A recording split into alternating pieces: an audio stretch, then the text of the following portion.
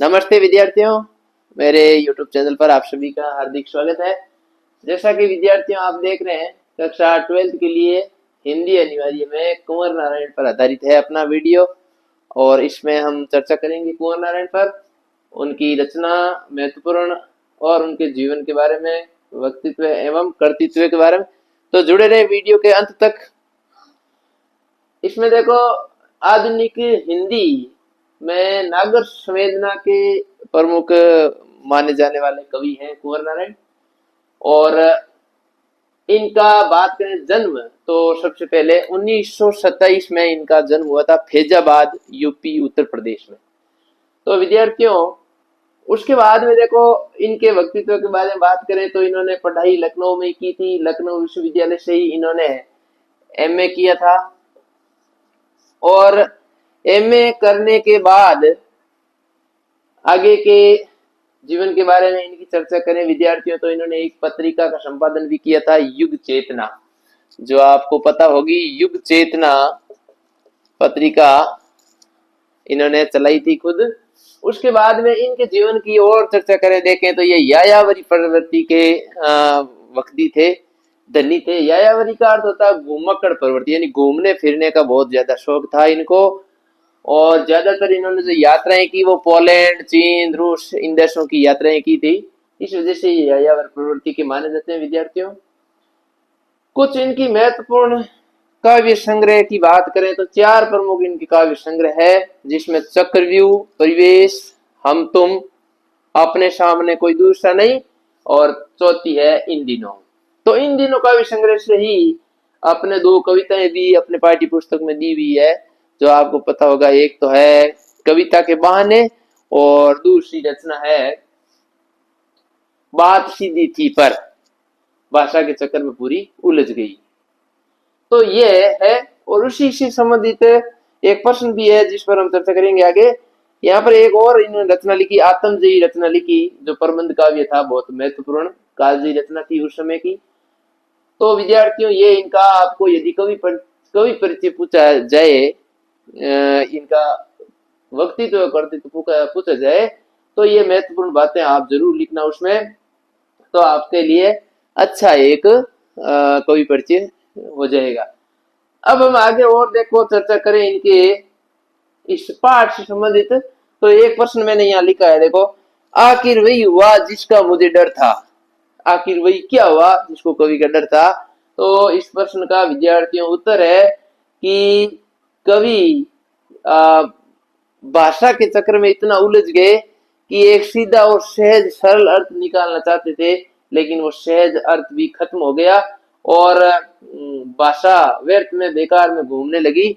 जैसे एक स्क्रू होता है और उसकी चूड़ी मर जाती है ना, तो वो कैसे घूमता है, ठीक उसी प्रकार से भाषा व्यर्थ में घूमने लगी, यानी भाषा का अर्थ जो था वही कवि का खत्म हो गया और निरर्थक बन गई।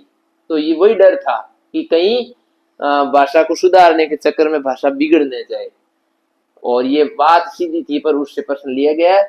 अब इसमें और कुछ महत्वपूर्ण प्रश्न है आगे, जो एक मॉडल पेपर के तौर पर है, वो भी आप देखना, वीडियो अंत तक जरूर देखना। चैनल को सब्सक्राइब कर लेना और अंगूठे का निशान दबा के चैनल को, वीडियो को लाइक जरूर कर देना विद्यार्थियों। अधिक से अधिक विद्यार्थियों तक इसको पहुंचाएं, तो आगे आप देखना इसमें और कुछ महत्वपूर्ण प्रश्न है जो आप बोर्ड परीक्षा के लिए आपके लिए खास रहेंगे। तो कंटिन्यू देखें आप उसको। हाँ विद्यार्थियों, तो कुंवर नारायण का जो अभी आपने कवि परिचय देखा था, पढ़ा था, उसी अध्याय की जो 2 कविताएं हैं, कविता के बहाने और दूसरी है बात सीधी थी, उसके महत्वपूर्ण प्रश्नों को भी हम पढ़ लेते हैं। तो यहाँ पर देखो विद्यार्थियों, चैनल को लाइक ज़रूर कर दें आप अंगूठे का निशान दबा के। देखो यहाँ पर पहला क्वेश्चन है कि कविता के पंख लगा उड़ने के माने मोह कौन नहीं जानता है। उड़ने के माने कौन नहीं जानता है, तो यहाँ पर चिड़िया नहीं जानती है, तो ये राइट आंसर हो जाएगा ए इसका। कविता के बहाने इसके रचनाकार कौन है, तो बहुत ही आसान है, एकदम इजी क्वेश्चन है, और कुंवर नारायण ही है इसके, क्योंकि इसी कविता के बारे में तो पढ़ रहे हैं हम। कविता के पंख लगा उड़ने से क्या अभिप्राय है या तात्पर्य है, तो तात्पर्य अभिप्राय एक ही शब्द है, दोनों का अर्थ एक ही है, पर्यायवाची समझ लें आप। तो कल्पना करना ये इसका अर्थ है, ये आप ध्यान रखें। किसकी उड़ान देश काल और परिस्थिति से बाहर संभव है, तो इसका राइट आंसर हो जाए कविता की। इनकी तो सीमित होती, तीनों की, चिड़िया, बच्चे और फूल की, तो कविता की सभी परिस्थितियों से बाहर होती है। उसके बाद देखो अगला क्वेश्चन है, चिड़िया क्या जाने पंक्ति में कौन सा अलंकार है, तो यहाँ पर क्या जाने प्रश्न दिया हुआ है, तो प्रश्न अलंकार है, प्रश्न अलंकार इसमें हो जाएगा। कविता के बहाने कविता में किसकी महत्ता यानी महत्व को स्थापित किया गया है विद्यार्थियों, तो यहाँ पर कविता की महत्ता को बताया गया है, कविता की महत्ता को बताया प्रस्तुत किया गया है, बाकी तीन की नहीं। बिना मुरझाए कौन महकता है, तो बिना मुरझाए यहाँ पर आपको पता ही है कविता ही महकती है, क्योंकि ये कविता एक बार बन जाती है तो कभी ख़त्म नहीं होती है। फूल और खुशबू तो ख़त्म हो जाती है निश्चित समय के बाद।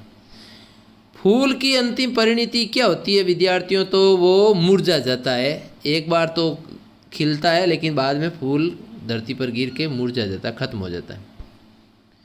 कविता बिना मुरझाए सदियों तक महकती रहती है, इसका क्या आशय है, तो यहाँ पर देखो सभी आशय है इसके। कविता कालजयी होती है, कविता का प्रभाव सदियों तक बना रहता है, कविता का सौंदर्य कभी खत्म या निसमाप्त नहीं होता है, उपयुक्त सभी, ये राइट आंसर दे हो जाएगा। अगला देखो 10वां क्वेश्चन है विद्यार्थियों, कविता पढ़ते समय और लिखते समय काल के बंधन यानी समय के बंधन टूट जाते हैं और बच्चों के खेलते समय भी उपयुक्त सभी होगा। तो इसमें आप धर्म के बंधन टूट जाते हैं, भेदभाव के बंधन टूट जाते हैं, संकीर्णता के बंधन टूट जाते हैं। तो बच्चे और कविता में कोई भेदभाव नहीं होता, बच्चे कोई भेदभाव नहीं रखते। अगला देखो, अब कुछ लघुतरात्मक क्वेश्चनों के मैं उत्तर बता देता हूँ। ये सभी क्वेश्चन आपके लिए बहुत महत्वपूर्ण है, बोर्ड द्वारा जारी किए गए प्रश्न है, तो इनको अवश्य याद करें, ये बोर्ड में हर हाल में आपके आएंगे। लघुतरात्मक क्वेश्चन है कि कविता के बहाने कविता में कवि को किस बात का संदेह था, तो इसमें कवि को कविता के खुद के अस्तित्व का संदेह था कि कविता रहेगी या नहीं रहेगी, तो उसके अस्तित्व पर ही कवि को संदेह था। दूसरा क्वेश्चन है कि कविता की उड़ान और चिड़िया की उड़ान में अंतर क्या है, तो कविता की उड़ान असीमित होती है और चिड़िया की उड़ान सीमित होती है, ये इसमें मुख्य अंतर है। बाकी आप इसको और थोड़ा गहराई से पढ़ लेना अपनी किताब में, बुक में। अगला क्वेश्चन है विद्यार्थियों की कविता और बच्चों के खेल में क्या समानता है, तो कविता और बच्चों के खेल में समानता ये है कि कविता में जब कविता की रचना करता है तो किसी अपने पराये का कोई बंधन भेदभाव नहीं देखता है। वैसे ही बच्चे जब खेलते हैं तो एक घर दूसरे घर के बीच में कोई भेदभाव नहीं करते हैं, अपना पराया नहीं समझते हैं, सबको एक समान मानते हैं। बच्चे दूर से पड़ोसी के घर में जाते हैं ना, तो भी वो अपना ही घर समझते हैं, चाहे वो हम बड़ों के लिए वहाँ आना जाना नहीं हो तो भी। तो इसी प्रकार कविता भी सबके लिए समान रूप से समर्पित हो जाती है। तो ये समानता दोनों में, अपने पराये का भेद नहीं। कविता की तुलना फूलों से क्यों की गई है बताइए, क्योंकि कविता एक बार बनती है तो उसकी महक हमेशा सदियों तक बिखरती रहती है, और जैसे फूल है वो खुशबू अपनी बिखेरता है, उसी प्रकार से कविता की भी खुशबू है वो फैलती है, उसका रस और आनंद सबको मिलता है। बस फर्क इतना ही है कि फूल की खुशबू सीमित समय के लिए होती है और कविता की असीमित समय के लिए। तो ये अगला क्वेश्चन है, देखो कविता की उड़ान को चिड़िया क्यों नहीं जान सकती, क्योंकि कविता की उड़ान तो असीमित होती है और चिड़िया की उड़ान सीमित होती है, एक सीमित निश्चित क्षेत्र तक, दायरे तक ही होती है, एक घर से दूसरे घर तक। लेकिन कविता की उड़ान है वो सर्व जन के लिए समर्पित हो जाती है और वो सब के लिए समर्पित हो जाती है। कविता किसी एक की नहीं होती है, वो सब के लिए बन जाती है, इसलिए चिड़िया उसको पहचान नहीं सकती। अगला क्वेश्चन है, बच्चों और कविता के संदर्भ में ये घर वे घर का क्या अर्थ है। इसका अर्थ है कि वो अपने घर का और दूसरे घर को सबको एक ही समान समझते हैं। जैसे कवि है वो चाहे अपना देश हो चाहे दूसरा देश हो, अपना समाज हो या कोई दूसरा समाज हो, सबको वो एक समान, एक नज़रिए से, एक दृष्टि से देख करके कविता की रचना करता है, सबको समान महत्व देता है, सभी समाज के लोगों को। तो ये अर्थ है। कविता का खिलना फूल क्यों नहीं जान सकता, क्योंकि कविता का खिलना तो सब के लिए होता है। एक बार खिल जाती है तो कभी मुड़ जाती नहीं है। फूल है वो एक बार खिलता तो ज़रूर है, कुछ समय के लिए खुशबू देने के बाद फूल है वो मुरझा जाता है। इसलिए कविता का खिलना फूल नहीं जान सकता। ये इसका उत्तर है। कविता के बहाने कविता का मूल भाव क्या है? कविता के बहाने कविता का मूल भाव, इसमें आपको ये लिखना है कि कविता है वो कवि जब बनाता है तो वो सबके लिए समर्पित हो जाती है, सर्वजन हित होता है और उसमें रस और आनंद असीमित समय के लिए मिलता रहता है। ये मूल भाव आपको लिखना, देख लेना।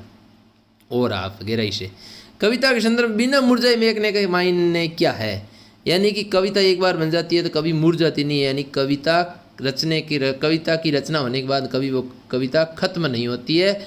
उसको हम जितना पढ़ते हैं, जितना अध्ययन करते हैं, उतना ही उसमें रस और आनंद की प्राप्ति होती रहती है। अगले देखो, दीर्घलौत्रात्मक प्रश्न है। कविता के बहाने के आधार पर कविता के असीमित अस्तित्व को स्पष्ट कीजिए। ये भी देख लें आप।